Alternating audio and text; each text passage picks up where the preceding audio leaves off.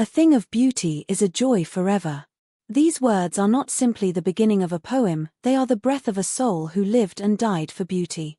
They are the silent echo of a heart that bled ink and suffered in silence.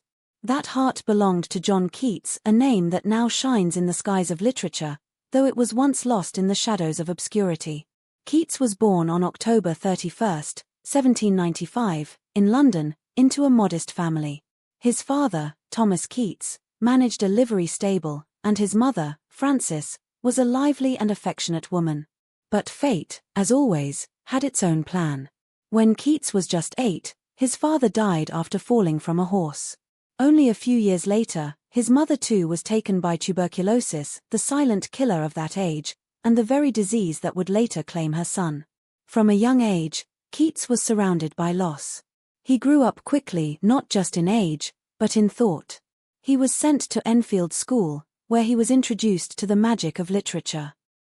It was there, amid books and silence, that he discovered the works of Shakespeare, Milton, and Greek mythology.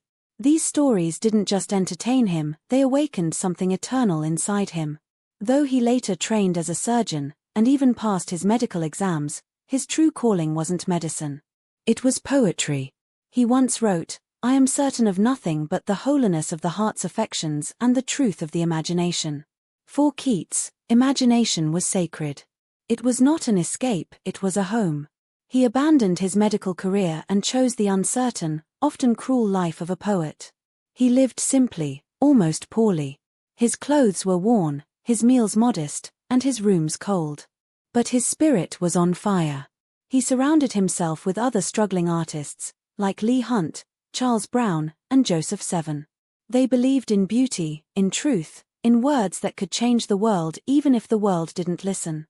Keats was not just a poet, he was a philosopher of beauty.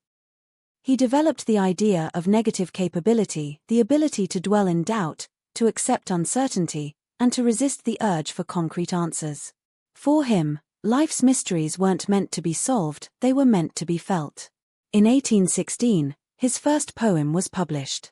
A year later, he released his first collection, simply titled Poems. The critics were harsh. The public was indifferent. But Keats did not write for applause. He wrote because he had something inside him that had to be released, a river of emotion that needed to become poetry. In 1818, he published Endymion, a 4,000-line romantic epic inspired by Greek myth. It opened with the famous line, "A thing of beauty is a joy forever." But again, it was ridiculed. Reviewers called it immature, overly sentimental, and unfocused. One even said that Keats belonged to the Cockney school of poetry, a cruel jab at his working-class origins.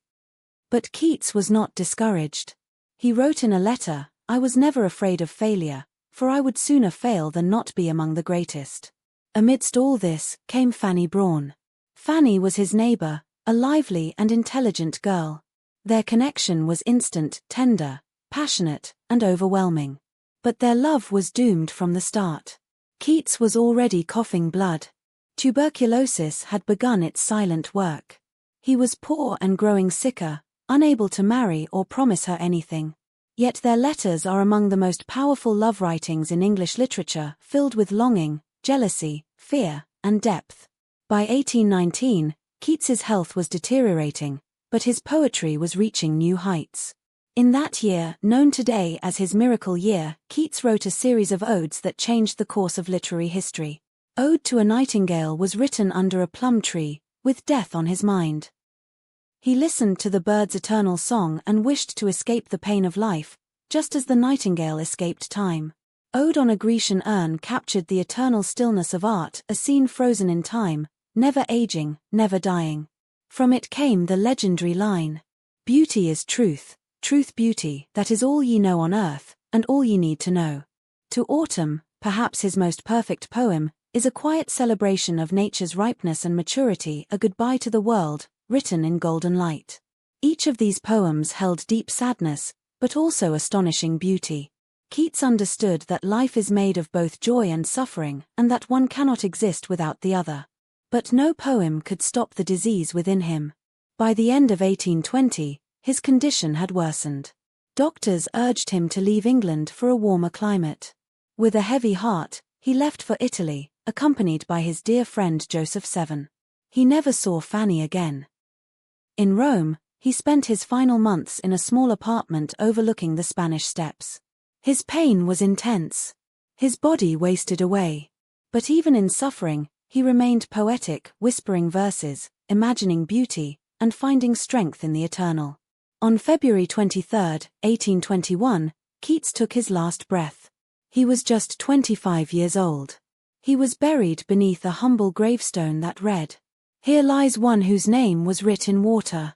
He believed he would be forgotten. He thought he had failed. But the world proved otherwise. Today, John Keats is considered one of the greatest romantic poets of all time. His name is not written in water, it is written in gold, in literature, in the hearts of all who believe in the power of beauty, love, and language. His works are studied in every corner of the world. His odes are memorized by students and whispered by lovers. He taught us that even in the face of death, one can live forever through art. He did not die rich. He did not die famous. But he died having captured eternity in verse. Keats is a reminder that you don't need a long life to create a lasting legacy. You need a soul willing to feel and the courage to turn that feeling into something beautiful. John Keats, the poet of nightingales, urns, autumns, and aching hearts. The boy who dreamed of beauty and became it.